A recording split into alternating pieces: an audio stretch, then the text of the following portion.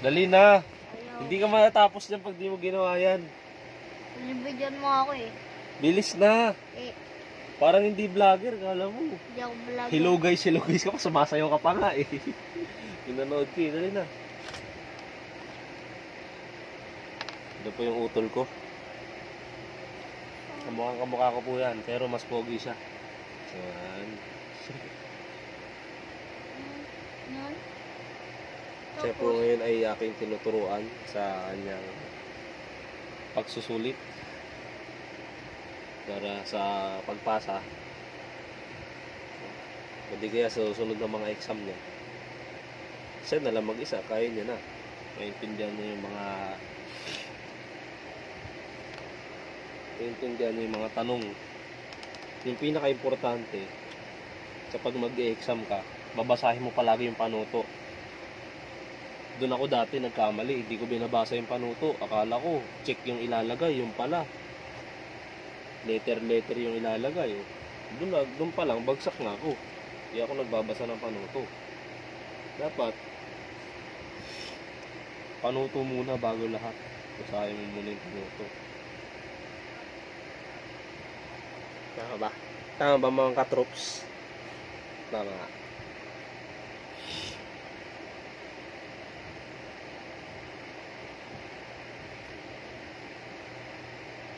Ayan, malapit na.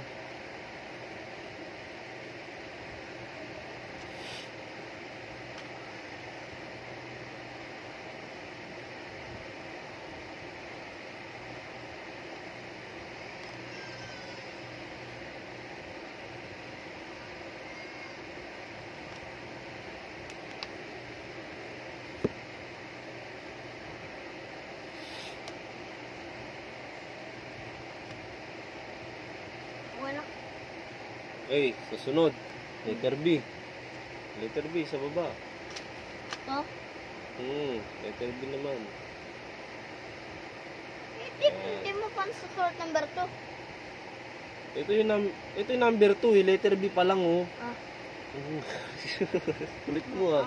Sabi ko sa'yo, makikinig ka sa panuto eh. Ano ang mga datos o given? Alam mo yung given? Yung mga ano? Yung mga kailangan mo na mga data, yung mga kailangan na impormasyon. Ano yung Intindihan mo? information? Intindihan mo ba? Hindi mo alam yung datos. Hindi. Yung datos, ibig sabihin yan, yung mga ano yan, yung mga mahalagang detalye. Ano ba yung mahalagang detalye dyan? Sige nga, kung ano, mahalagang detalye para masagutan mo yung math. Oh. Ayun, clue na yun. Oh. Mahalagang detalye para masagutan mo yung math. Paano masagutan yung math dyan? Anong detalye kailangan mo? Kailangan mag-aaral ang nakilahok. Hindi yun. Ayun yung sagot sa 1. Mali ka naman eh. Ano yung mga data, yung mga impormasyon na kailangan mo para masagot mo yung math? Plus? Oo, ipagpa-plus mo. Oh. Ano yung kailangan mo dyan para mapagpa-plus mo? Turo mo dyan, ano yung kailangan mo na ipag-plus? Ito tsaka ito. Oh. Ayun yung data. Ayun yung datos. Palagi, ano mo ulit-ulitin mo sa isip mo, datos. Given. Pag mga given, English ng datos yan. Ibig sabihin ng given, yung mga kailangan mo para magawa mo yung math. Ano ba yung kailangan mo dyan? Siyempre yung mga number na yan. Paano magagawa kung walang number? Diba? Pag-a-add mo nga yun, sabi mo, diba? Tapos, tama yung sinabi mo. Ito, yung dalawa, number. Pero,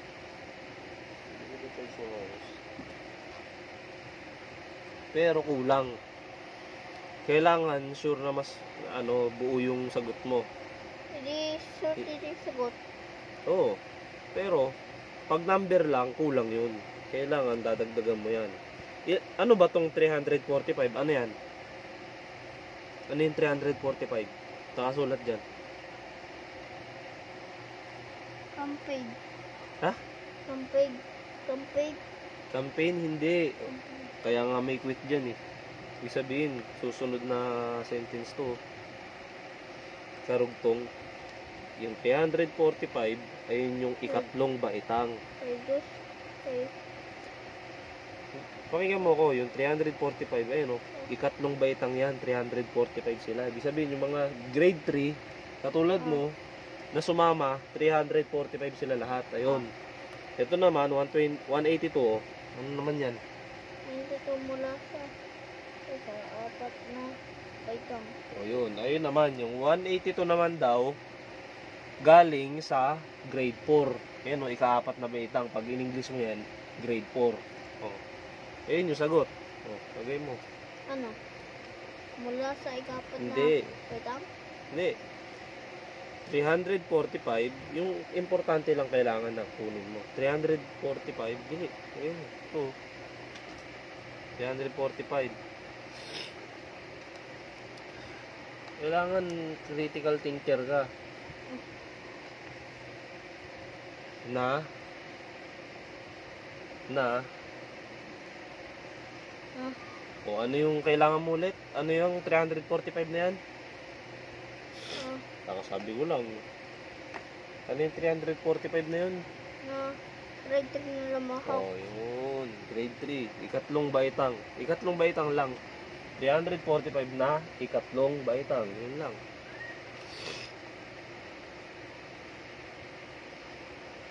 Tignan mo dito, baka magkamali ka spelling. No? Kahit spelling lang yan. Itong ka X yan sa teacher. Pag mali spelling, X. Long. Okay.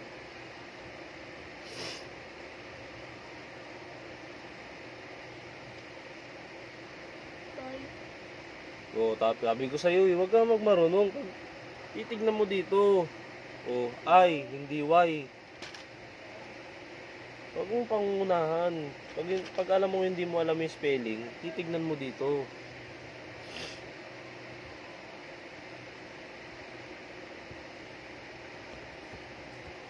Na. O. Tapos, pag merong kasunod, di ba, dalawa. Eh di, nalagyan mo ng quit yan. Kasi may kasama pa na ito eh, 182, di ba? Lagyan mo ng quit. Alam mo yung quit, yung sa baba na pag-guhit ng ganun. Yan, o. Sa baba na dito. Hindi na kasi. O, anong sumunod? Ito, 345 na ikatlong baitang. Ano namang sunod? Nilalagay mo. 182 mula sa ikaapat na baitang. Oo, tama. Pero, hindi buong sentence. 182 na, ganun ulit, na 182 na ikaapat na baitang. Ano sa sulat ko? Ayun nga, 182 So, na ikaapat na baitang. Ayun o. Kung hindi mo alam yung spelling, titignan mo dito. Oo, pangunahan. Kasi kahit spelling lang yan, importante yan. saan? Hindi mo nag-charge. Ikaapat. Hindi mo nag-charge. Pagulo ko na yung charger ko. Nag-charge naman dito sa akin. Ba't dito hindi na?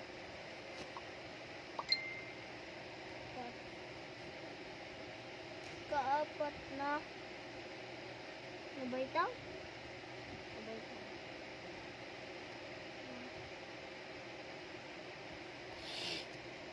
Na baitang. Saan? Yan o. Na. Baitang. Ikaapat na baitang. Grade 4 in English. Okay? Hindi po namin papahabain ang video dahil sige, papabutin namin ng 10 minutes para, di ba? Ganun sa YouTube eh, pag 10 minutes, pwedeng dalawang gusto namin monetize, no? Ganun. Pwedeng dalawang pwedeng dalawang advertisement. Okay? Oh. Ano ang operasyon na gagamitin?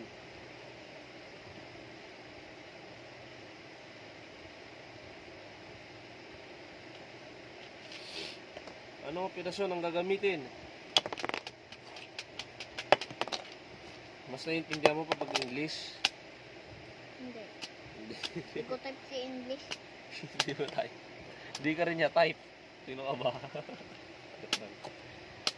Anong operasyon ang gagamitin?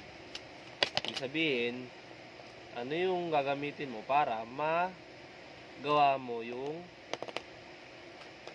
Yung suliranin, yung tanong dyan. Paano mo magagawa yan? ipagpa-plus.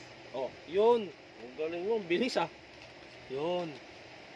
Ano ang operasyon Eh, na gagamitin? Oh, bali pagpa-plus. Bali ilalagay mo dyan, letter C, tapos tuldok. si Dok. Tapos, Pag-plus ko. Plus ko na. wait lang. Ayun lang yung tinatanong, hindi naman sinabing sagutan.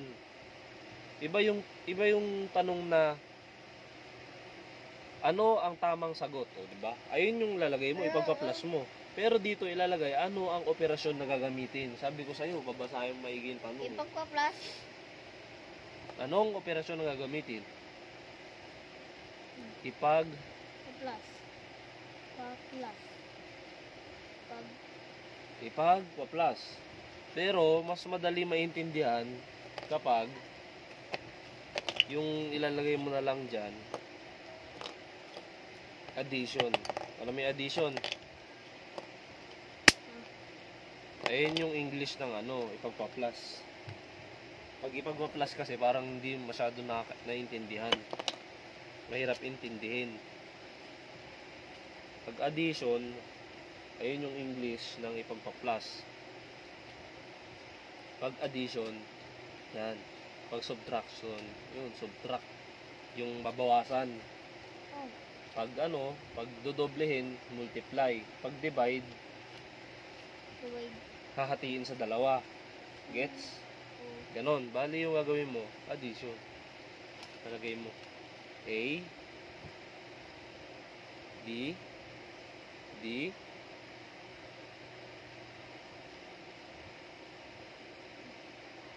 I, T, I-O-N. Ay. N. Yan. Okay, bye-bye po. Bye-bye. Nalungkot niya na oh. Hirap na hirap siya.